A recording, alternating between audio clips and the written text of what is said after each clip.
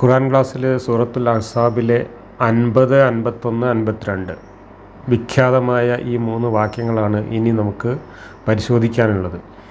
ഈ വാക്യങ്ങളുടെ ഒരു ആമുഖം കഴിഞ്ഞ ക്ലാസ്സിൽ തന്നെ ഞാൻ പറഞ്ഞിരുന്നു. ലക്ഷക്കണക്കിന് വിശ്വാസികളുടെ ഈമാൻ നഷ്ടപ്പെടാൻ കാരണമായ വാക്യങ്ങൾ. അതുപോലെ തന്നെ ഒരു ശരാശരി ബുദ്ധിയുള്ള ഏതൊരു വായനക്കാർക്കും ഖുർആൻ്റെ ഉറവിടം ഏതായിരുന്നു എന്നും ഇതിൻ്റെ പിന്നിലുള്ള താല്പര്യങ്ങൾ ആരുടേതായിരുന്നു എന്നും വ്യക്തമായി മനസ്സിലാക്കാൻ ഏറ്റവും സഹായകമായിട്ടുള്ള വാക്യങ്ങൾ. ഈ 3 വാക്യങ്ങളാണ് ഇന്ന് നമ്മൾ വായിക്കുന്നത്. ഈ 3 വാക്യങ്ങളും വായിച്ച് വിശദീകരിക്കാൻ ഒരു ക്ലാസ്സിൽ സമയം മതിയാവില്ല എന്നുറപ്പാണ്. അതുകൊണ്ട് ഈ 3 വാക്യങ്ങളും വായിച്ചതിന് ശേഷം നിശ്ചിത സമയത്ത് നമുക്ക് പറയാവുന്ന കാര്യങ്ങൾ പറഞ്ഞ് ബാക്കി കാര്യങ്ങൾ അടുത്ത ക്ലാസ്സിലേക്ക് മാറ്റിവെക്കാം. ഞാൻ ആദ്യമായിട്ട് ഈ 3 വാക്യങ്ങളും ഒരുമിച്ച് വായിക്കാം. ഈ വാക്യങ്ങൾ വായിക്കുമ്പോൾ ഒരു പ്രത്യേക കാര്യം ശ്രദ്ധിക്കേണ്ടത്, ഈ ഖുർആൻ വാക്യങ്ങളുടെ ശരിയായ അർത്ഥം ഒരു തഫ്സീറുകാരും ഒരു പരിഭാഷകരും മര്യാദക്ക് കൊടുത്തിട്ടില്ല എന്നുള്ളതാണ്. ഖുർആൻ പരിഭാഷപ്പെടുത്തിയ ആളുകളെല്ലാം തന്നെ ഇതിൻ്റെ ആശയം പരമാവധി വളച്ചൊടിച്ച് തിരിച്ച് മറിച്ച് തരികിട ഒപ്പിച്ച് ആളുകൾക്ക് ഇതിൻ്റെ കൃത്യമായ ആശയം പിടികിട്ടാത്ത വിധത്തിലും നുണ പറഞ്ഞുകൊണ്ട് തെറ്റിദ്ധരിപ്പിക്കാവുന്ന വിധത്തിലുമൊക്കെയാണ് പരിഭാഷപ്പെടുത്തിയിട്ടുള്ളത്. അതുപോലെ തന്നെ ആദ്യകാലത്തെ മുഫസ്സിറുകൾ, വ്യാഖ്യാതാക്കൾ ഉൾപ്പെടെ ആധുനിക വ്യാഖ്യാതാക്കൾ പ്രത്യേകിച്ചും ഇതിൻ്റെ വ്യാഖ്യാനമായിട്ട് ഒരുപാട് ഉരുണ്ടുമറിഞ്ഞ് പല നുണകളും പറയാൻ ശ്രമിച്ചിട്ടുണ്ട്. കാരണം ഈ വാക്യങ്ങളിലൂടെ മുന്നോട്ട് വയ്ക്കപ്പെടുന്ന ആശയം എന്താണ് എന്ന് കൃത്യമായി വിശ്വാസികൾ മനസ്സിലാക്കി കഴിഞ്ഞാൽ അത് അവരുടെ ഈമാനിനെ കാര്യമായി ബാധിക്കുമെന്ന് ഖുർആൻ വ്യാഖ്യാനിക്കാൻ തുനിഞ്ഞ എല്ലാവർക്കും ബോധ്യമുള്ളത് കൊണ്ടാണ് ഇതുപോലുള്ള തരികിടകളെല്ലാം നടത്തിയിട്ടുള്ളത്. നമ്മുടെ മൗദൂദിയൊക്കെ പരമാവധി ഇതിനെ വെളുപ്പിച്ചെടുക്കാൻ വേണ്ടിയിട്ട് അദ്ദേഹത്തിൻ്റെ സ്വന്തം യുക്തിക്കനുസരിച്ച് ന്യായങ്ങൾ മെനഞ്ഞുണ്ടാക്കിയിരിക്കുകയാണ്. പക്ഷേ ഇങ്ങനെ ന്യായങ്ങൾ മെനഞ്ഞുണ്ടാക്കി നമ്മൾ ഈ ഖുർആൻ വാക്യം 3 വാക്യം കൂടെ ഒരുമിച്ച് ഒരു തവണ വായിച്ചു കഴിഞ്ഞാൽ ഇവർ ഉണ്ടാക്കിയ കെട്ടിപ്പൊക്കിയ എല്ലാ ന്യായീകരണങ്ങളുടെ ചീട്ടുകൊട്ടാരങ്ങളെയും ഈ ഖുർആൻ വാക്യം തന്നെ തകർത്ത് തരിപ്പണമാക്കുന്ന കാഴ്ച നമുക്ക് കാണാൻ കഴിയും. കാരണം ഇവരൊക്കെ ഇന്ന് പറയാൻ ശ്രമിക്കുന്ന എല്ലാ ന്യായങ്ങൾക്കുമുള്ള വായടപ്പൻ മറുപടി ഈ ഖുർആനിൽ, ഈ അധ്യായത്തിൽ, ഈ വാക്യങ്ങളിൽ തന്നെ ഉണ്ട് എന്നതാണ് നമ്മളെ ഏറെ രസിപ്പിക്കുന്ന അല്ലെങ്കിൽ ചിന്തിപ്പിക്കുന്ന ഒരു കാര്യം. ഏതായാലും ഞാൻ ഈ വാക്യങ്ങൾ വായിക്കാം. നബിയെ, നീ വിവാഹമൂല്യം കൊടുത്തിട്ടുള്ളവരായ നിൻ്റെ ഭാര്യമാരെ നിനക്ക് അനുവദിച്ചു തന്നിരിക്കുന്നു. അള്ളാഹു നിനക്ക് അധീനപ്പെടുത്തി തന്ന കൂട്ടത്തിൽ നിൻ്റെ വലതുകൈ ഉടമപ്പെടുത്തിയ സ്ത്രീകളെയും നിന്നോടൊപ്പം സ്വദേശം വിട്ടുപോന്നവരായ നിൻ്റെ പിതൃവ്യൻ്റെ പുത്രിമാർ, പിതൃ സഹോദരിമാരുടെ പുത്രിമാർ, അമ്മാവൻ്റെ പുത്രിമാർ, മാതൃ സഹോദരിമാരുടെ പുത്രിമാർ എന്നിവരെയും. സത്യവിശ്വാസിനിയായ ഒരു സ്ത്രീ സ്വദേഹം നബിക്ക് ദാനം ചെയ്യാൻ വരുന്ന പക്ഷം നബി അവളെ നിക്കാഹ് ചെയ്യാൻ ഉദ്ദേശിക്കുന്നെങ്കിൽ അതും. ഇത് സത്യവിശ്വാസികളെ കൂടാതെ നിനക്ക് മാത്രമുള്ളതാകുന്നു. അവരുടെ ഭാര്യമാരുടെയും അവരുടെ വലതുകൈകൾ ഉടമപ്പെടുത്തിയവരുടെയും കാര്യത്തിൽ നാം നിയമമായി നിശ്ചയിച്ചിട്ടുള്ളത് നമുക്കറിയാം. നിനക്ക് യാതൊരു വിഷമവും ഉണ്ടാവാതിരിക്കാൻ വേണ്ടിയത്രേ ഇത്. അള്ളാഹു ഏറെ പൊറുക്കുന്നവനും കരുണാനിധിയുമാകുന്നു. ഇനി 51-ാമത്തെ വാക്യം. അവരിൽ നിന്ന് നീ ഉദ്ദേശിക്കുന്നവരെ നിനക്ക് മാറ്റി നിർത്താം, നീ ഉദ്ദേശിക്കുന്നവരെ നിൻ്റെ അടുക്കലേക്ക് അടുപ്പിക്കുകയും ചെയ്യാം. നീ മാറ്റി നിർത്തിയവരിൽ നിന്ന് വല്ലവരെയും നീ ആഗ്രഹിക്കുന്നുവെങ്കിൽ നിനക്ക് കുറ്റമില്ല. അവരുടെ കണ്ണുകൾ കുളിർക്കുവാനും അവർ ദുഃഖിക്കാതിരിക്കുവാനും നീ അവർക്ക് നൽകിയതിൽ അവരെല്ലാം സംതൃപ്തി അടയുവാനും ഏറ്റവും അനുയോജ്യമായ മാർഗമാകുന്നു അത്. നിങ്ങളുടെ ഹൃദയങ്ങളിലുള്ളത് അള്ളാഹു അറിയുന്നു. അള്ളാഹു സർവജ്ഞനും സഹനശീലനുമാകുന്നു. 52. ഇനിമേൽ നിനക്ക് വേറെ സ്ത്രീകളെ വിവാഹം കഴിക്കാൻ അനുവാദമില്ല. ഇവർക്ക് പകരം വേറെ ഭാര്യമാരെ സ്വീകരിക്കുവാനും അനുവാദമില്ല. അവരുടെ സൗന്ദര്യം നിനക്ക് കൗതുകം തോന്നിച്ചാലും ശരി, നിന്റെ വലതുകൈ ഉടമപ്പെടുത്തിയവർ ഒഴികെ. അള്ളാഹു എല്ലാ കാര്യവും നിരീക്ഷിച്ചു കൊണ്ടിരിക്കുന്നവനാകുന്നു.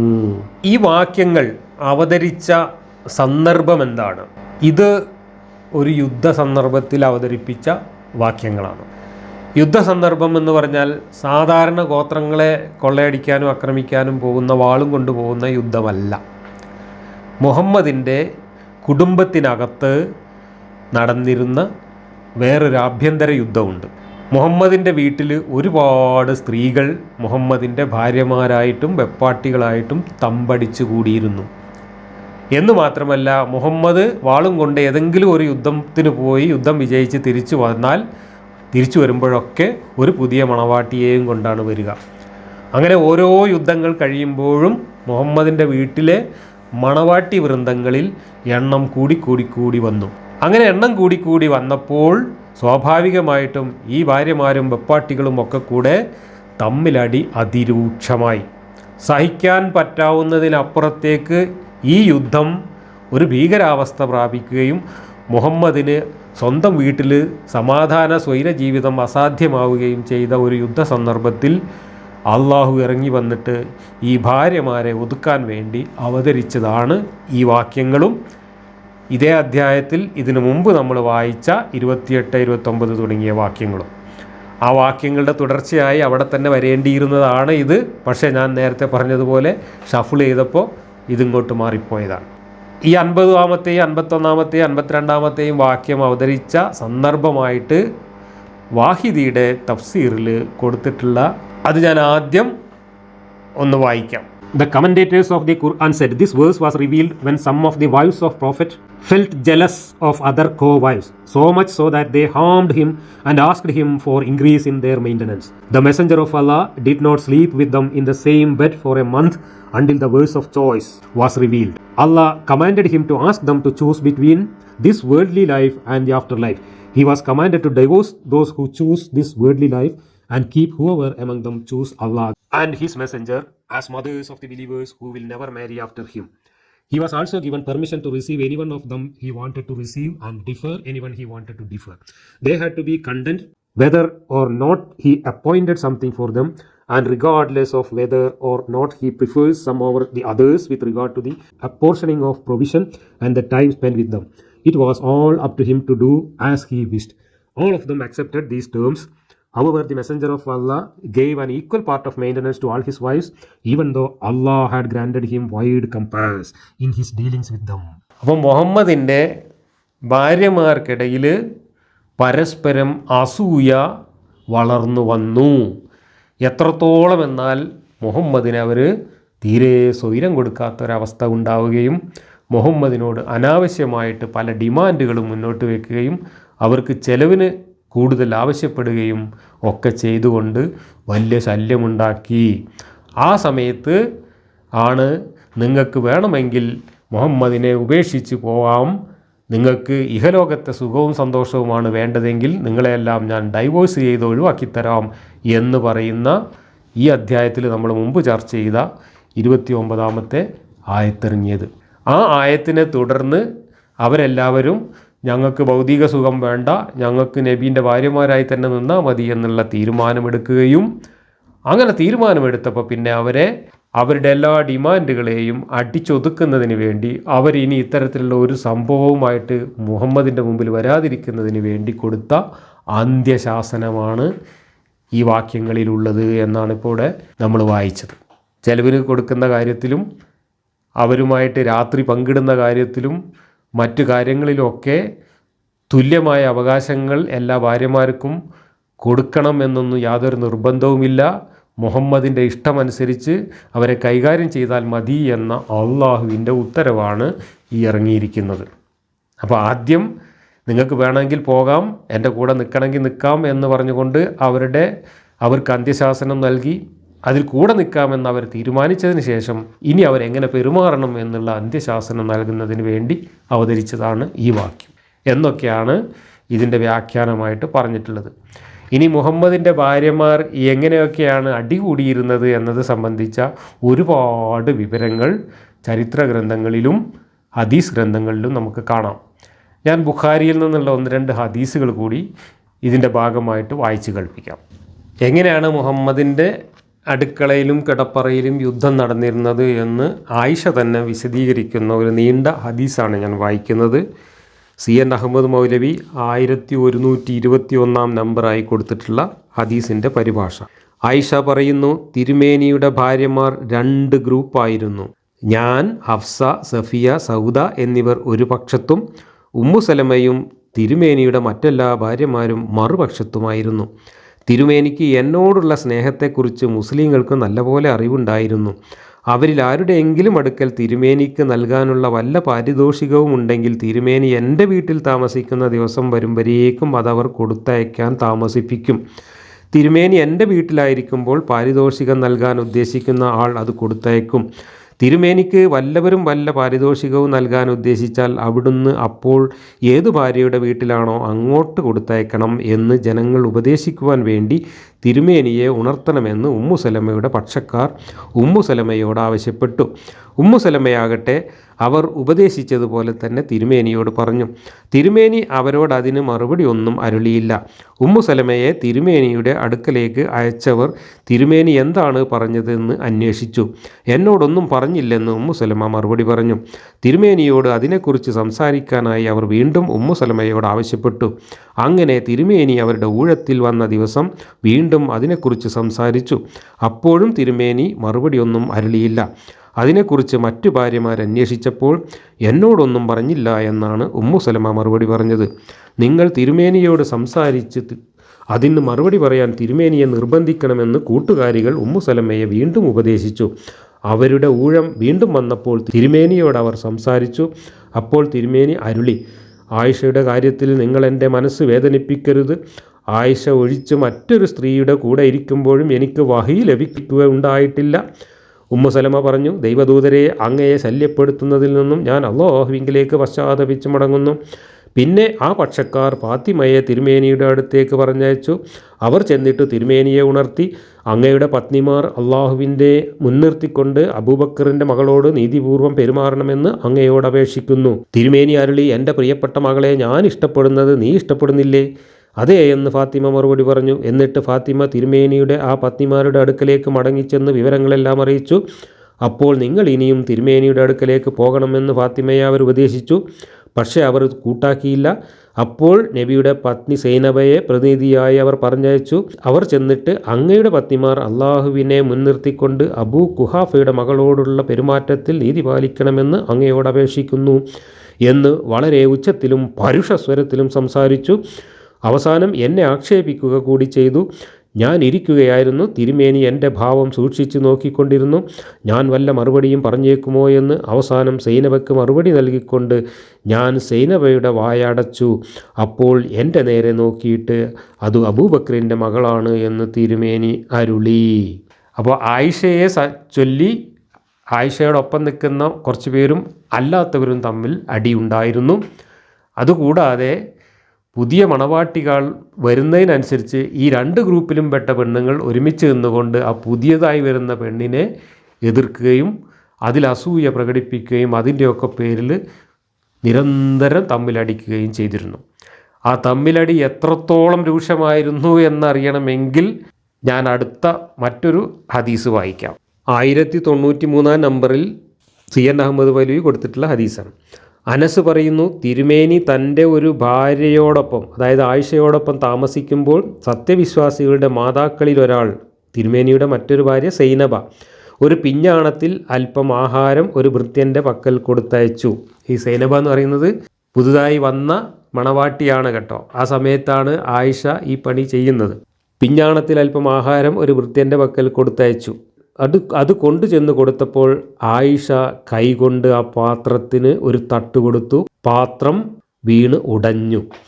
ഉടനെ തിരുമേനി ആ ഉടഞ്ഞ തുണ്ടുകൾ ശരിക്ക് യോജിപ്പിച്ച് സംഘടിപ്പിച്ചിട്ട് ആഹാരം അതിൽ തന്നെ എടുത്തിട്ടു. എന്നിട്ട് ഇതാ ഭക്ഷിച്ചു കൊള്ളുക എന്നരുളി. ആഹാരം കഴിച്ചു തീരും വരേക്കും പിഞ്ഞാണവും കൊണ്ടുപോകാൻ ഭൃത്യനെ തിരുമേനി വിട്ടില്ല.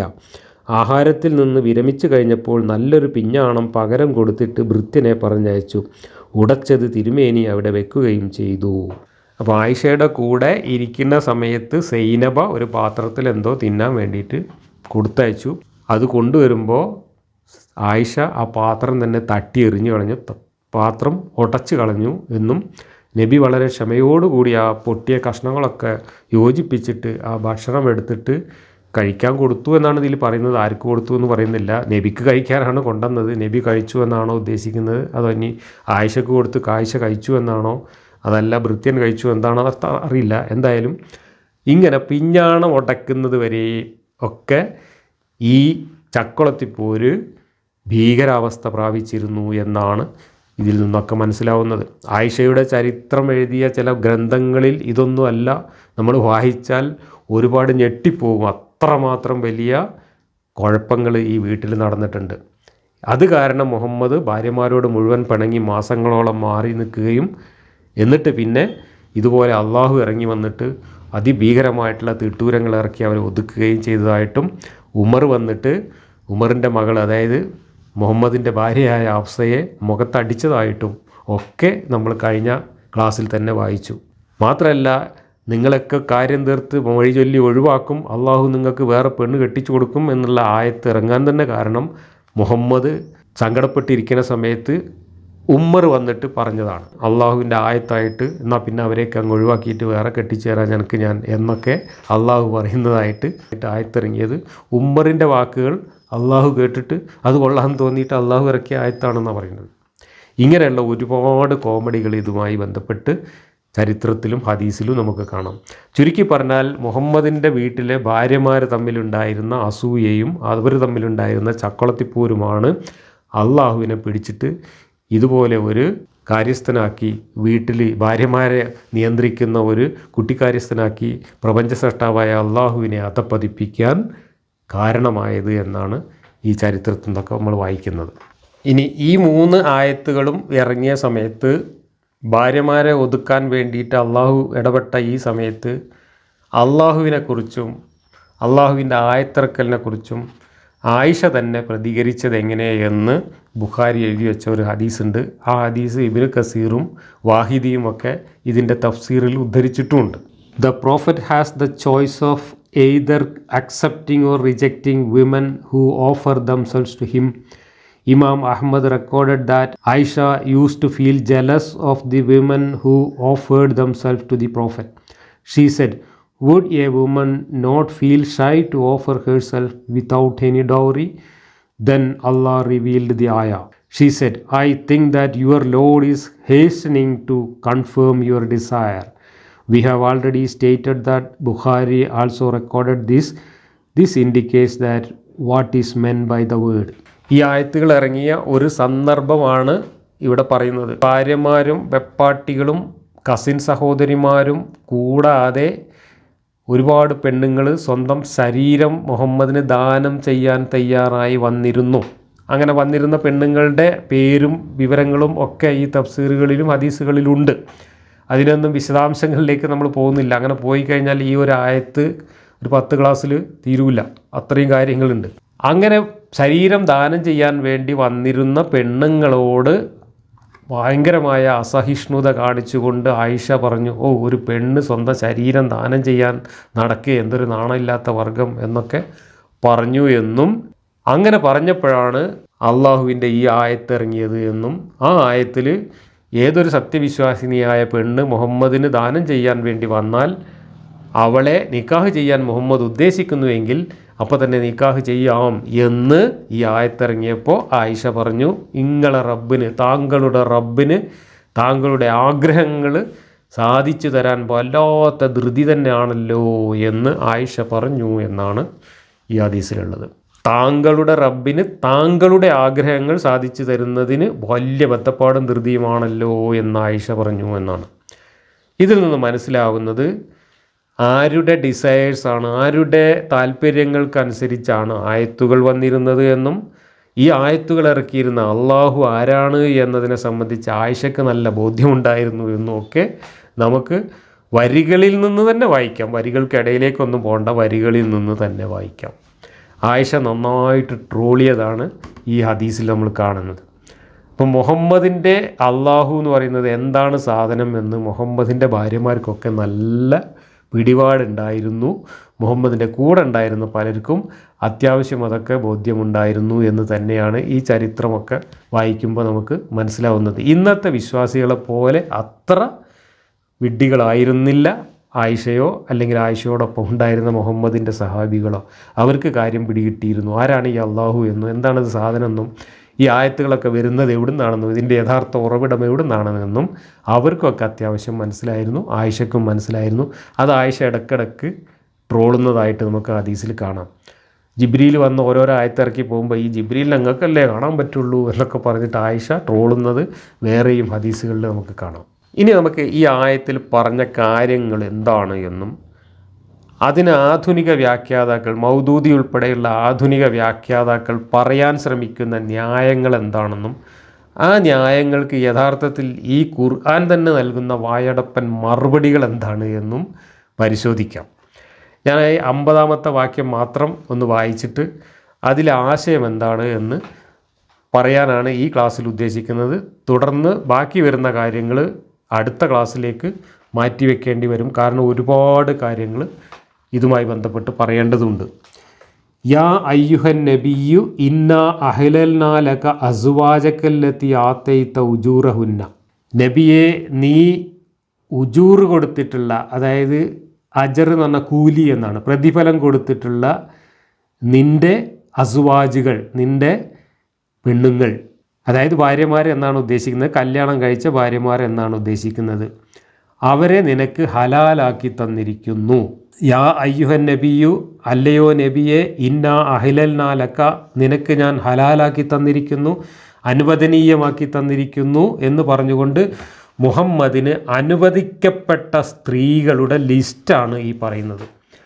എന്തിനനുവദിക്കപ്പെട്ട എന്ന് ഈ വാക്യം വായിച്ചാൽ നമുക്കൊക്കെ മനസ്സിലാവും.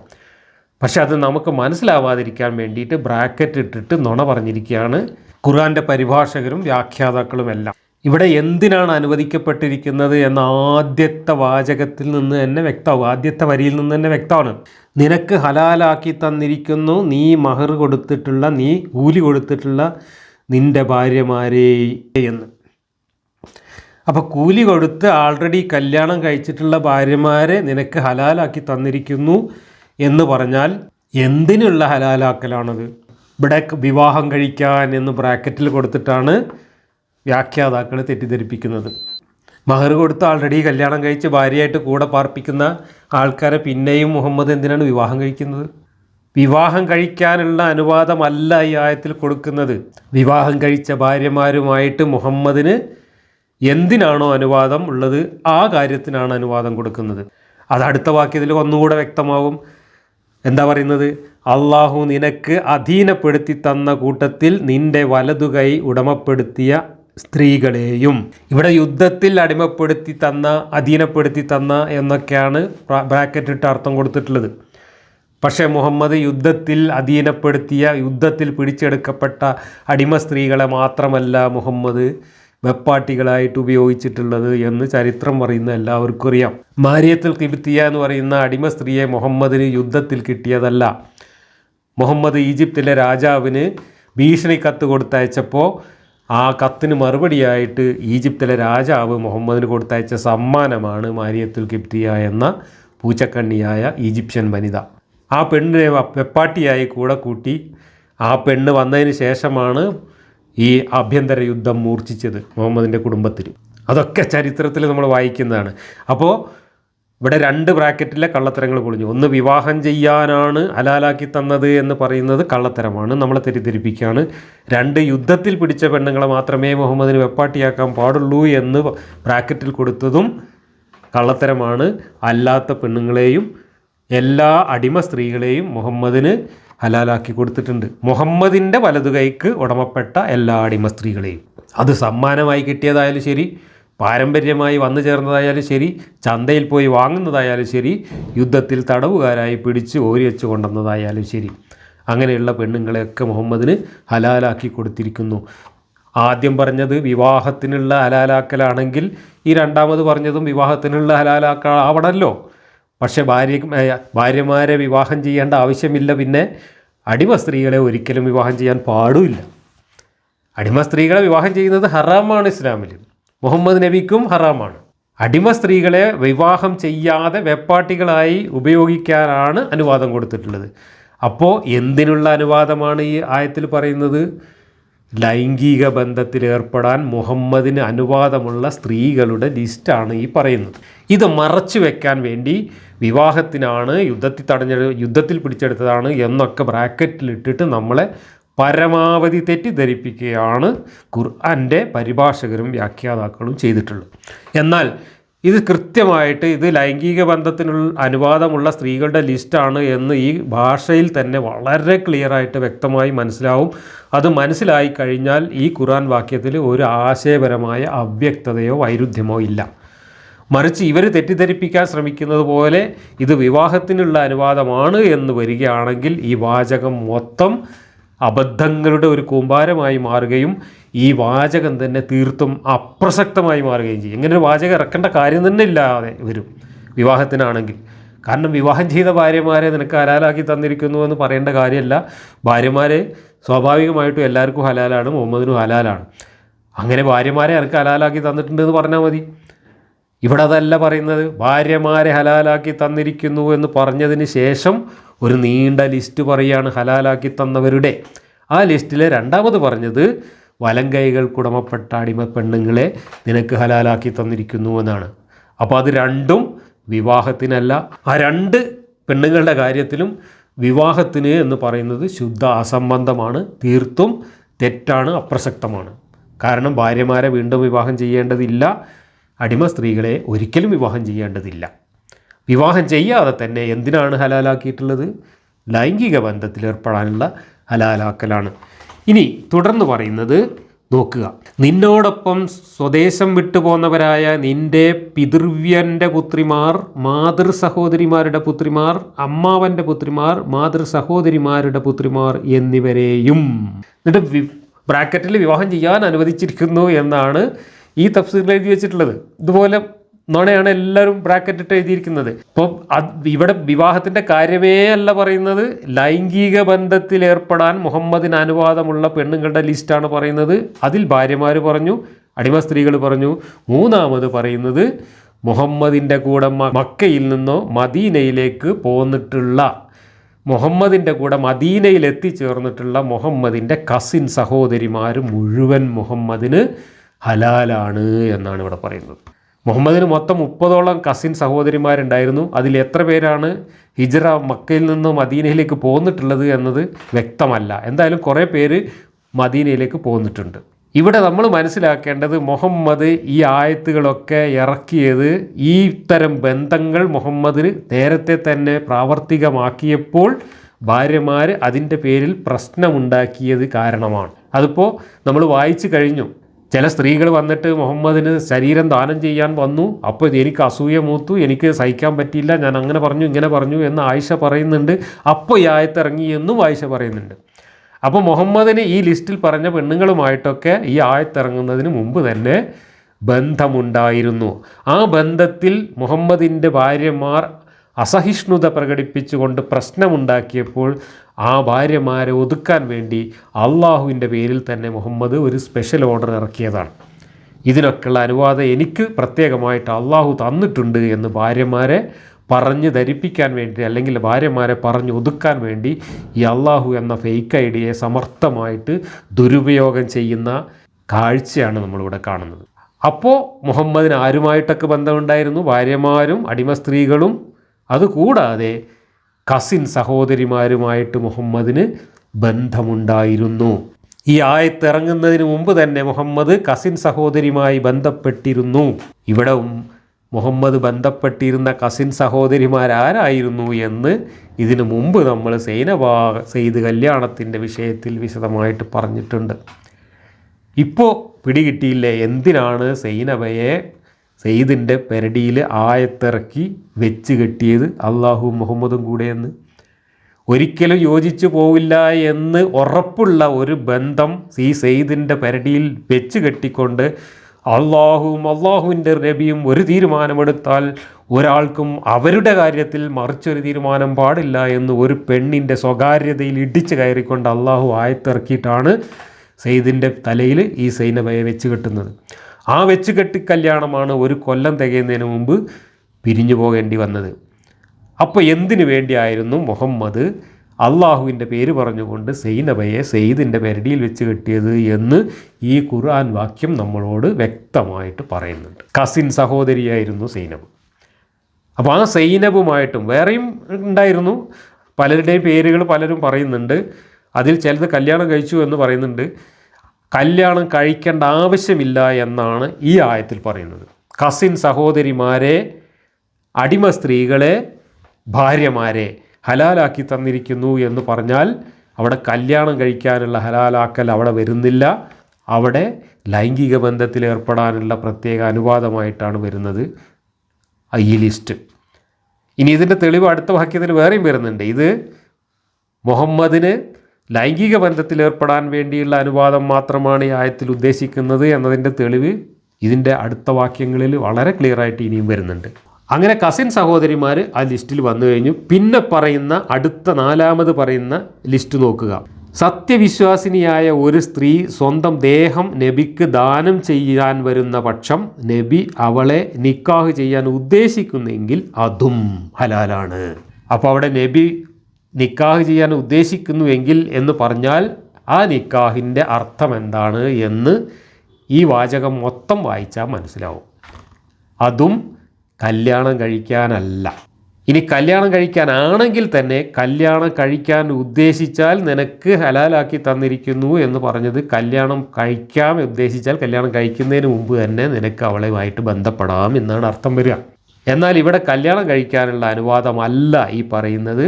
അങ്ങനെ വരുന്ന സ്ത്രീകളുമായിട്ടും നിക്കാഹ് നടത്താനുള്ള അനുവാദമാണ്. നിക്കാഹ് എന്ന് പറഞ്ഞാൽ സെക്ഷുവൽ ഇൻ്റർകോഴ്സ് എന്നാണ് അറബി ഭാഷയിൽ മൂലാർത്ഥം. ആ മൂലാർത്ഥത്തിലാണ് ഇവിടെ ഈ വാചകത്തിൽ ഇത് ഉപയോഗിച്ചിട്ടുള്ളത്. ഇവിടെ നിക്കാഹ് എന്നുള്ള വാക്കാണ് ഉപയോഗിച്ചിട്ടുള്ളത്. അപ്പോൾ മുഹമ്മദിന് സത്യവിശ്വാസിനികളായ ഏതൊരു സ്ത്രീ വന്നിട്ട് ശരീരം ദാനം ചെയ്യാൻ തയ്യാറായാൽ അങ്ങനെ ദാനം ചെയ്യുന്ന സ്ത്രീകളുടെ ശരീരത്തിൽ മുഹമ്മദിന് ലൈംഗികമായ തൻ്റെ ആവശ്യം നിർവഹിക്കാനുള്ള അനുവാദമുണ്ട് എന്ന് തന്നെയാണ് ഇവിടെ പറയുന്നത്. അപ്പോൾ ഭാര്യമാർ, അടിമ സ്ത്രീകൾ, കസിൻ സഹോദരിമാർ, പിന്നെ ഏതൊരു സ്ത്രീ വന്നിട്ട് മുഹമ്മദിന് ശരീരം കൊടുക്കാൻ തയ്യാറായി വന്നാൽ പെണ്ണുങ്ങളും മുഹമ്മദിന് ഹലാലാണ്. ചുരുക്കി പറഞ്ഞാൽ നാട്ടിലുള്ള ഏതൊരു പെണ്ണുമായിട്ടും ബന്ധപ്പെടാൻ മുഹമ്മദിന് പ്രത്യേക അനുവാദമുണ്ട് എന്നാണ് അള്ളാഹുവിൻ്റെ ഈ സ്പെഷ്യൽ ഓർഡറിൽ പറയുന്നത്. ഇനി തുടർന്ന് പറയുന്നത് നോക്കുക. ഇത് സത്യവിശ്വാസികളെ കൂടാതെ നിനക്ക് മാത്രമുള്ളതാകുന്നു. ഏതാണ് സത്യവിശ്വാസികളെ കൂടാതെ നിനക്ക് മാത്രമുള്ളതാകുന്നു എന്ന് പറഞ്ഞത് എന്ന കാര്യത്തിൽ മുഫസ്സിറുകൾക്ക് അഭിപ്രായ ഭിന്നതയുണ്ട്. അവിടെ വ്യക്തതയില്ല. എന്നാൽ ഞാൻ പറഞ്ഞ ആശയമാണ് ഈ ആയത്തിന് എങ്കിൽ അവിടെ യാതൊരു അവ്യക്തതയുമില്ല. കാരണം ഈ പറഞ്ഞ ലിസ്റ്റൊന്നും സാധാരണ സത്യവിശ്വാസികൾക്ക് ബാധകമല്ല. ഇസ്ലാമിൽ അവർക്ക് ബാധകമായത് എന്താണ് എന്ന് ഇനി പറയുന്നുണ്ട്, അതും കൂടെ കേൾക്കുക. ഇത് സത്യവിശ്വാസികളെ കൂടാതെ നിനക്ക് മാത്രമുള്ള സ്പെഷ്യൽ ഓർഡർ ആകുന്നു. അവരുടെ ഭാര്യമാരുടെയും അവരുടെ വലതുകൈകൾ ഉടമപ്പെടുത്തിയവരുടെയും കാര്യത്തിൽ നാം നിയമമായി നിശ്ചയിച്ചിട്ടുള്ളത് നമുക്കറിയാം. അപ്പോൾ സത്യവിശ്വാസികൾക്ക് ഏതാണ് ഹലാലായിട്ടുള്ളത്? 2 ലിസ്റ്റ്. 1 ഭാര്യമാർ, 2 അടിമ സ്ത്രീകൾ. സത്യവിശ്വാസികൾക്ക് ഭാര്യമാരും അടിമ സ്ത്രീകളുമായിട്ട് മാത്രമേ ബന്ധപ്പെടാൻ അനുവാദമുള്ളൂ. എന്നാൽ നിനക്ക് സത്യവിശ്വാസികൾക്ക് ഇല്ലാത്ത അനുവാദമാണ് ഞാൻ തരുന്നത്. ഭാര്യമാർ, അടിമ സ്ത്രീകൾ, കസിൻ സഹോദരിമാർ, പിന്നെ മുഹമ്മദിന് ശരീരം ദാനം ചെയ്യാൻ തയ്യാറായി വരുന്ന എല്ലാ പെണ്ണുങ്ങളും. ഇതാണ് സ്പെഷ്യൽ ഓർഡർ. അത് മറ്റു സത്യവിശ്വാസികൾക്ക് ബാധകമല്ല. ഇവിടെ ഈ പറഞ്ഞത് മൊത്തമാണ് സത്യവിശ്വാസികൾക്ക് ബാധകമല്ല എന്ന് പറഞ്ഞത് എന്നാണ് ഈ ആയത്തിൽ നിന്ന് വ്യക്തമാവുന്നത്. പക്ഷേ ഇതിനെ വിവാഹം ചെയ്യാൻ എന്ന് ആക്കി നുണ പറഞ്ഞ് തെറ്റിദ്ധരിപ്പിക്കാൻ ശ്രമിച്ചവർക്ക് അങ്ങനെ പറയുമ്പോൾ അവിടെ കൺഫ്യൂഷൻ വരും, ആശയക്കുഴപ്പം വരും. കാരണം ഇപ്പോൾ ഈ പറഞ്ഞതൊക്കെ സത്യവിശ്വാസികൾക്കും ബാധകമാണല്ലോ. വിവാഹം ചെയ്യാനാണെങ്കിൽ ഈ പറഞ്ഞതിലൊന്നും സത്യവിശ്വാസികൾക്ക് ബാധകമല്ലാത്തതില്ല. അപ്പോൾ ഇവരെന്ത് ചെയ്തു എന്ന് വെച്ചാൽ ഈ ശരീരം ദാനം ചെയ്യാൻ വരുന്ന സ്ത്രീകളെ നിനക്ക് വിവാഹം ചെയ്യാം എന്ന് പറഞ്ഞിട്ട് അത് മറ്റു സത്യവിശ്വാസികൾക്ക് ബാധകമല്ല എന്നാണ് പറഞ്ഞത്. അപ്പറഞ്ഞതിൽ വല്ല അർത്ഥമുണ്ടോ? ഒരു സത്യവിശ്വാസിൻ്റെ അടുത്ത് ഒരു പെണ്ണ് വന്നിട്ട് ഞാൻ നിങ്ങൾക്ക് ദാനം ചെയ്യാൻ തയ്യാറാണ്, എനിക്ക് നിങ്ങളെ ഇഷ്ടമാണ്, എനിക്ക് നിങ്ങളോട് പ്രണയമാണ് എന്ന് പറഞ്ഞാൽ അവളെ കൊണ്ടേ നിക്കാഹ് നടത്തുന്നതിന് സത്യവിശ്വാസിക്ക് എന്ത് കുഴപ്പമുള്ളത്? അതിന് വളരെ സാങ്കേതികവാദങ്ങൾ പറയുകയാണ്. മഹർ കൊടുക്കേണ്ട ആവശ്യമില്ല, വലിയ വേണ്ട എന്നൊക്കെയാണ് ഇതിന് സാങ്കേതികമായിട്ടുള്ള ന്യായം പറയുന്നത്. മുഹമ്മദ് നബിക്ക് ഒരു പെണ്ണ് ശരീരം ദാനം ചെയ്യാൻ തയ്യാറായി വന്നാൽ പെണ്ണിനെ മുഹമ്മദിന് കല്യാണം കഴിക്കാൻ മഹർ കൊടുക്കേണ്ടതില്ല. കാരണം അവൾ ഫ്രീ ആയിട്ട് കൊടുക്കാൻ തയ്യാറായിട്ട് വന്നതാണ്. അതുപോലെ ആ കല്യാണം നടത്തി കൊടുക്കാൻ അവളുടെ രക്ഷിതാക്കൾ ആവശ്യമില്ല, വലിയ ആവശ്യമില്ല. മുഹമ്മദിന് നേരിട്ട് അങ്ങ് നിക്കാഹ് നടത്താം. ആ അനുവാദം മറ്റ് സത്യവിശ്വാസികൾക്കില്ല എന്നാണ് ഇവിടെ പറഞ്ഞത് എന്നൊക്കെ വ്യാഖ്യാനിച്ച് ഉരുളുകയാണ് വ്യാഖ്യാതാക്കൾ. പക്ഷേ വാസ്തവം അതൊന്നുമല്ല. ഈ പറഞ്ഞത് എല്ലാം സത്യവിശ്വാസികൾക്ക് ബാധകമല്ലാത്ത കാര്യങ്ങളാണ്. മുഹമ്മദ് നബി 4 പെണ്ണ് കെട്ടിയതിന് ശേഷം സൈനബ വന്നപ്പോൾ 5ാമത്തെ ഭാര്യയായി. അപ്പോൾ ഭാര്യമാർ പ്രശ്നം ഉണ്ടാക്കി. അപ്പോഴാണ് ഈ ആയത്തിറങ്ങിയത് എന്നാണ് മൗദൂദി എഴുതി വച്ചിട്ടുള്ളത്. അങ്ങനെയാണെങ്കിൽ 5 ഭാര്യമാരുണ്ടായിരിക്കുക എന്നത് സത്യവിശ്വാസികൾക്ക് ബാധകമല്ല. അടിമ സ്ത്രീകളെ സത്യവിശ്വാസികൾക്ക് ബാധകമാണ്, ഭാര്യമാരെ സത്യവിശ്വാസികൾക്ക് ബാധകമാണ്. പക്ഷേ 5 ഭാര്യമാർ ഒരുമിച്ച് സത്യവിശ്വാസികൾക്ക് ബാധകമല്ല. ഇവിടെ മുഹമ്മദ് 5 ഭാര്യമാരെ സ്വീകരിച്ച സമയത്ത് പ്രശ്നം ഉണ്ടായപ്പോഴാണ് ഇത് പറഞ്ഞത് എന്നൊക്കെ പറഞ്ഞിട്ടാണ് മൗദൂദി ഉരുളുന്നത്. അങ്ങനെയാണെങ്കിൽ ഈ ലിസ്റ്റിൽ സത്യവിശ്വാസികൾക്ക് ബാധകമല്ലാത്ത കാര്യങ്ങൾ എന്താണുള്ളത്? കസിൻ സഹോദരിമാരെ വിവാഹം ചെയ്യുന്നതിൽ സത്യവിശ്വാസികൾക്ക് എന്ത് തടസ്സമാണുള്ളത് ഇസ്ലാമിൽ? കസിൻ സഹോദരിമാരെ എല്ലാവർക്കും കല്യാണം കഴിക്കാം.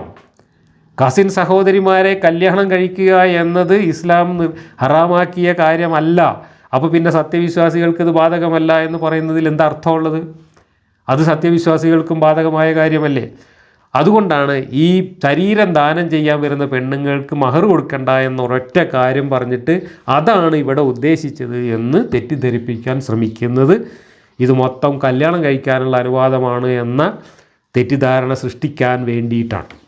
മറ്റു സത്യവിശ്വാസികളെ കൂടാതെ നിനക്ക് മാത്രമുള്ള അനുവാദമാകുന്നു ഈ പറഞ്ഞതെല്ലാം എന്ന് തന്നെയാണ് ഇവിടെ അർത്ഥം. അവരുടെ ഭാര്യമാരുടെയും അവരുടെ വലതുകൈകൾ ഉടമപ്പെടുത്തിയവരുടെയും കാര്യത്തിൽ നാം നിയമമായി നിശ്ചയിച്ചിട്ടുള്ളത് നമുക്കറിയാം. അപ്പോൾ കല്യാണം കഴിക്കാനാണെങ്കിൽ ഈ ലിസ്റ്റിൽ ഭാര്യമാരും അടിമ സ്ത്രീകളും മാത്രം ഉണ്ടായാൽ പോരല്ലോ. അവിടെ ആരും കൂടെ വേണം, കസിൻ സഹോദരിമാരും കൂടെ വേണം. അതുകൂടെ പറഞ്ഞിട്ടില്ല. അപ്പോൾ കല്യാണം കഴിക്കാനല്ല പറഞ്ഞിട്ടുള്ളത്. സെക്സ് ചെയ്യാൻ അനുവാദം സത്യവിശ്വാസികൾക്ക് 2 കൂട്ടരല്ലേ ഉള്ളൂ, ഒന്ന് ഭാര്യമാർ, ഒന്ന് അടിമ സ്ത്രീകൾ. കസിൻ സഹോദരിമാരുമായിട്ട് സെക്സ് ചെയ്യാനുള്ള അനുവാദം സത്യവിശ്വാസികൾക്കില്ല, അത് മുഹമ്മദിനുണ്ട്.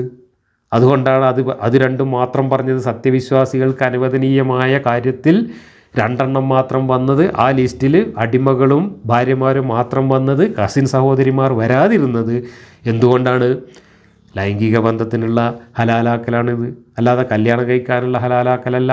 കല്യാണം കഴിക്കാനുള്ള ഹലാലാക്കലാണെങ്കിൽ ഇവിടെ അടിമ സ്ത്രീകളെയും ഭാര്യമാരെയും എന്ന് പറഞ്ഞെടുത്ത് കസിൻ സഹോദരിമാരെയും എന്നും കൂടെ പറയേണ്ടി വരും. കാരണം മുഹമ്മദിന് പ്രത്യേക അനുവാദം കൊടുത്ത കൂട്ടത്തിൽ ആ ലിസ്റ്റുണ്ട്. അങ്ങനെ ഒരു ലിസ്റ്റ് ആവശ്യമില്ല. ഇനി കല്യാണം കഴിക്കാനുള്ള അനുവാദമാണെങ്കിൽ എന്തിനാണ് കസിൻ സഹോദരിമാരുടെ പേരും ലിസ്റ്റും അതിനകത്ത് കൊണ്ടുവരേണ്ട കാര്യം എന്താണ്? കല്യാണം കഴിച്ചവർ എന്ന് പറഞ്ഞ ഭാര്യമാരിൽ അവർ പെടില്ലേ? അവരെ കല്യാണം കഴിക്കുന്നതിൽ മുഹമ്മദിന് തടസ്സമില്ല, സത്യവിശ്വാസികൾക്കും തടസ്സമില്ല. പിന്നെ എന്തിനാണ് ഈ കസിൻ സഹോദരിമാരുടെ ലിസ്റ്റ് ഇതിൽ വന്നത്, ഹലാലാക്കുന്നവരുടെ ലിസ്റ്റിൽ? അതിനുത്തരമില്ല. അവിടെയാണ് ആശയക്കുഴപ്പം കൊണ്ടും വൈരുദ്ധ്യം കൊണ്ടും ഇവർ ഉഴലുന്നത്. ഈ വളച്ചൊടിക്കാൻ ശ്രമിച്ചവർ ഉഴലേണ്ടി വരുന്നത്. പക്ഷേ കൃത്യമായിട്ട് നമ്മൾ പറഞ്ഞ ആശയമാണ് ഈ ആയത്തിലുള്ളത് എങ്കിൽ ഇവിടെ യാതൊരു വൈരുദ്ധ്യവുമില്ല, ഒരവ്യക്തതയുമില്ല, ക്ലിയർ കട്ടാണ് കാര്യങ്ങൾ. മുഹമ്മദിന് ഭാര്യമാരെ അനുവദിച്ചു തന്നിരിക്കുന്നു, അടിമ സ്ത്രീകളെ അനുവദിച്ചു തന്നിരിക്കുന്നു, കസിൻ സഹോദരിമാരെ അനുവദിച്ചു തന്നിരിക്കുന്നു, നാട്ടിലുള്ള എല്ലാ പെണ്ണുങ്ങളെയും അനുവദിച്ചു തന്നിരിക്കുന്നു. മറ്റു സത്യവിശ്വാസികൾക്ക് ഈ പറഞ്ഞതൊന്നും ബാധകമല്ല. അവർക്ക് അവരുടെ ഭാര്യമാരും അടിമ സ്ത്രീകളും മാത്രമേ ഹലാലുള്ളൂ. ഇതാണ് ഈ ആയത്തിലെ അർത്ഥം. ഇനി എന്തിനു വേണ്ടിയാണ് ഇതൊക്കെ ഇറക്കിയത്? അവിടെയാണ് മൗദൂദിയെ പോലുള്ള ആളുകളൊക്കെ ന്യായങ്ങൾ നിരത്തിയിട്ട് ഉരുളുന്നത്. ഇതൊക്കെ ഓരോ തരത്തിലുള്ള പെണ്ണുങ്ങളുമായിട്ട് എങ്ങനെയാണ് ഇടപഴകേണ്ടത് എന്ന് പഠിപ്പിച്ചു കൊടുക്കാൻ വേണ്ടിയിട്ടും മറ്റു പല സാമൂഹ്യ ലക്ഷ്യങ്ങൾ വെച്ചിട്ടും ഒക്കെയാണ് നബി ഈ കണ്ട പെണ്ണുങ്ങളുമായിട്ടൊക്കെ ബന്ധപ്പെട്ടത് എന്നൊക്കെ പറഞ്ഞിട്ടാണ് മൗദൂദിയൊക്കെ കിടന്ന് ഉരുളുന്നത്. പക്ഷേ ഈ ആയത്തിൽ അള്ളാഹു പറയുന്നത് എന്തിനാണ് ഇതൊക്കെ അനുവദിച്ചു തന്നത് എന്ന് പറയുന്നത് വ്യക്തമായിട്ട് പറയുന്നത് അടുത്ത വാചകത്തിലുണ്ട്. നിനക്ക് യാതൊരു വിഷമവും ഉണ്ടാവാതിരിക്കാൻ വേണ്ടി അത്രേ അത്. നാട്ടുകാർക്ക് വിഷമം ഉണ്ടാവാതിരിക്കാനല്ല, നിനക്ക് വിഷമം ഉണ്ടാവാതിരിക്കാൻ വേണ്ടി അത്രേ അത്. അപ്പം എന്താണ് ഈ മൂപ്പർക്കുള്ള വിഷമം? മൂപ്പർക്കുള്ള വിഷമം എന്താണ് എന്നുള്ളത് ഹദീസുകളിൽ നമുക്ക് വ്യക്തമായിട്ട് മനസ്സിലാവുന്നുണ്ട്. അള്ളാഹു ഏറെ പൊറുക്കുന്നവനും കരുണാനിധിയുമാകുന്നു, അള്ളാഹു ഏറെ കുതന്ത്രശാലിയും തരികിടയുമാകുന്നു എന്നാണ് അവിടെ ശരിക്കും എഴുതി വെക്കേണ്ടത്. പക്ഷേ പതിവ് പോലെ അവിടെ അള്ളാഹു പൊറുക്കുന്നവനും കരുണാനിധിയുമാണ് എന്ന് എഴുതി വച്ചിരിക്കുന്നു. അള്ളാഹുവിൻ്റെ കരുണ മുഹമ്മദിൻ്റെ മേലിൽ ചൊരിഞ്ഞതാണിത്. മുഹമ്മദിന് നാട്ടിലുള്ള പെണ്ണുങ്ങളെ മുഴുവൻ സെക്സ് ചെയ്യാൻ അനുവാദം കൊടുത്തുകൊണ്ടുള്ള ഈ സ്പെഷ്യൽ ഓർഡർ. ഇനി ഇതിനെ തുടർന്ന് വരുന്ന വാക്യങ്ങൾ, ഈ വാക്യത്തിൻ്റെ അർത്ഥം ഞാൻ പറഞ്ഞതാണോ അതോ ബ്രാക്കറ്റ് ഇട്ട് നുണ പറയുന്ന മതവ്യാഖ്യാതാക്കൾ പറയുന്നതാണോ എന്ന് കൂടുതൽ വ്യക്തമാവുന്നതിന് ഇനി വരുന്ന 2 വാക്യങ്ങളും അതിൻ്റെ വ്യാഖ്യാനങ്ങളും അതിറങ്ങിയ സന്ദർഭങ്ങളും കൂടെ പഠിക്കുമ്പോൾ നമുക്ക് കൃത്യമായിട്ട് മനസ്സിലാവും. അപ്പോൾ നമ്മൾ ഈ വായിച്ച കാര്യങ്ങൾ സെയ്ദ് സൈനബ കല്യാണവുമായി ബന്ധപ്പെട്ട് ഈ അധ്യായത്തിൽ ആദ്യം വന്ന കാര്യങ്ങളും, നബിയുടെ ഭാര്യമാർ പിണങ്ങി, മുഹമ്മദ് 1 മാസം അവരുമായി പിണങ്ങിപ്പോയി, അവർ ചെലവിന് ചോദിച്ച് പ്രശ്നമുണ്ടാക്കി, സൈനബ ഭാര്യയായിട്ട് വന്നപ്പോൾ വീട്ടിൽ അടി നടന്നു, ഭാര്യമാർ തമ്മിൽ അടി നടന്നു, സൈനബ കൊടുത്തയച്ച ഭക്ഷണ സാധനം കൊടുത്തയച്ച പാത്രം ആയിഷ തട്ടിയുടച്ചു. ഇതൊക്കെ സംഭവിച്ച സമയത്താണ് ഈ ആയത്തുകളെല്ലാം കൂടെ ഇറക്കിയിട്ട് ഭാര്യമാരെ ഒതുക്കാനുള്ള ശ്രമം നടത്തുന്നത്. നിങ്ങൾ ഉദ്ദേശിക്കുന്നത് പോലെയല്ല, നബിക്ക് ഈ കാര്യത്തിൽ ഒരു ബുദ്ധിമുട്ടും ഉണ്ടാവാതിരിക്കാൻ വേണ്ടി അള്ളാഹു നാട്ടിലുള്ള പെണ്ണുങ്ങളെ മുഴുവൻ നബിക്ക് അനുവദിച്ചു കൊടുത്തിട്ടുണ്ട്, ഹലാലാക്കി കൊടുത്തിട്ടുണ്ട്, പച്ചക്ക് പറഞ്ഞാൽ കൂട്ടിക്കൊടുത്തിട്ടുണ്ട് എന്ന് പറയുന്ന ഈ ആയത്തുകൾ നബിയുടെ ഭാര്യമാരെ യുദ്ധമുണ്ടാക്കിയ സമയത്തിൽ ആ യുദ്ധ സന്ദർഭത്തിൽ ഇറങ്ങിയതാണ്. ഇവിടെയാണ് നമ്മൾ എന്തിനു വേണ്ടിയാണ് സെയ്ദിൻ്റെ തലയിൽ ഈ സൈനബ എന്ന കസിൻ സഹോദരിയെ വെച്ച് കെട്ടിയത് എന്നത് കൃത്യമായിട്ട് വരികൾക്കിടയിൽ നിന്ന് നമുക്ക് വായിക്കാൻ കഴിയുന്നത്. സെയ്ദിന് ആവശ്യമില്ലായിരുന്നില്ല, സൈനബക്ക് ആവശ്യമുണ്ടായിരുന്നില്ല, സൈനബയുടെ ആങ്ങളക്ക് ആവശ്യമുണ്ടായിരുന്നില്ല, ഉമ്മാക്ക് ആവശ്യമുണ്ടായിരുന്നില്ല, ഈ പറഞ്ഞ 4 പേർക്കും ഇഷ്ടമുണ്ടായിരുന്നില്ല. എന്നിട്ട് മുഹമ്മദ് നേരിട്ട് കല്യാണം കഴിക്കാനാണ് വരുന്നത് എന്ന് കരുതിയ അവർ സന്തോഷത്തോടു കൂടി ആ കല്യാണത്തിന് ഒരുങ്ങിയപ്പോൾ എനിക്ക് കല്യാണം കഴിക്കാനല്ല, സെയ്ദിന് കല്യാണം കഴിക്കാനാണ് എന്ന് പറഞ്ഞുകൊണ്ട് മുഹമ്മദിൻ്റെ ഒരു ബിനാമി ഭാര്യയായിട്ട്, ഒരു ബിനാമി വെപ്പാട്ടിയായിട്ട്, സെയ്ദിൻ്റെ ഭാര്യയായിട്ട് മുഹമ്മദിൻ്റെ അണ്ടറിൽ കൊണ്ടുവരാൻ വേണ്ടിയായിരുന്നു അള്ളാഹു എന്ന ദൈവത്തെ അങ്ങേയറ്റം ബുദ്ധിശൂന്യനാക്കി മാറ്റുന്ന ആ ആയത്ത് മുഹമ്മദ് ഇറക്കിയത്. നിങ്ങൾ ആലോചിച്ച് നോക്കുക, ഒരു പെണ്ണിനെ പിടിച്ചിട്ട് ഒരു ചെറുക്കൻ്റെ പെരടിയിൽ വെച്ച് കെട്ടുന്ന ഒരു പെൺകെട്ടുകാരൻ, ഒരു സാധാരണ നാട്ടിലെ പെൺകെട്ടുകാരനാണെങ്കിൽ പോലും അത് ഒത്തുപോകുന്ന ഒരു ബന്ധമാണോ എന്ന് ഏറെക്കുറെ ഉറപ്പുണ്ടെങ്കിലേ ഈ പണിക്ക് പോവുള്ളൂ, ഇല്ലെങ്കിൽ അയാളുടെ ബിസിനസ്സിനെ പോലും അത് ബാധിക്കും. ഇവിടെ അങ്ങനെയുള്ളൊരു നാട്ടിൻ പുറത്തെ പെൺകെട്ടുകാരൻ്റെ ബുദ്ധി പോലും ഇല്ലാതെ അള്ളാഹു ഒരു നിലക്കും കുഫുവെക്കാത്ത, ഒരു നിലക്ക് യോജിച്ചു പോവില്ല എന്ന് ഉറപ്പുള്ള ഒരു ബന്ധം എന്തിനാണ് ആയത്തിറക്കി വെച്ച് കെട്ടിയത്? സർവജ്ഞാനിയാണല്ലോ അള്ളാഹു. ഇതൊരു കൊല്ലം നീണ്ടു നിൽക്കില്ല എന്നുള്ളത് മുൻകൂട്ടി അറിയാൻ കഴിയുന്ന സർവജ്ഞാനിയായ അള്ളാഹു സ്വയം വിഡ്ഢിവേഷം കെട്ടിക്കൊണ്ട് അങ്ങനെ ഒരു ആയത്തിറക്കി ഈ ഒരു വെച്ച് കെട്ടി കല്യാണം എന്തിനാണ് നടത്തിയത്? അതിൻ്റെ ഉത്തരമാണ് ഈ സ്പെഷ്യൽ ഓർഡറിലെ ലിസ്റ്റിലെ 3ാമത്തെ വിഭാഗമായി കൊടുത്തിട്ടുള്ള കസിൻ സഹോദരിമാരുടെ ലിസ്റ്റ്. മുഹമ്മദിന് കസിൻ സഹോദരിമാരെ കല്യാണം കഴിക്കാതെ തന്നെ ലൈംഗികമായി ഉപയോഗിക്കാൻ അനുവാദമുണ്ട് എന്ന് ഈ ആയത്തിറക്കാൻ കാരണം, ഈ ആയത്തിറങ്ങുന്നതിന് മുമ്പ് തന്നെ മുഹമ്മദിന് അത്തരത്തിലുള്ള ബന്ധങ്ങളുണ്ടായിരുന്നു എന്ന് വ്യക്തമാണ്. ഇതാണ് ഈ ഒരു വാക്യത്തെക്കുറിച്ച് തൽക്കാലം പറയുന്നത്. ഇനിയും ഒരുപാട് കാര്യങ്ങൾ ഈ വാക്യവുമായി ബന്ധപ്പെട്ടും തുടർന്ന് വരുന്ന വാക്യങ്ങളുമായി ബന്ധപ്പെട്ടും പറയാനുണ്ട്. അടുത്ത ക്ലാസ്സിൽ നമുക്ക് ഇതേ വിഷയം തുടരാം.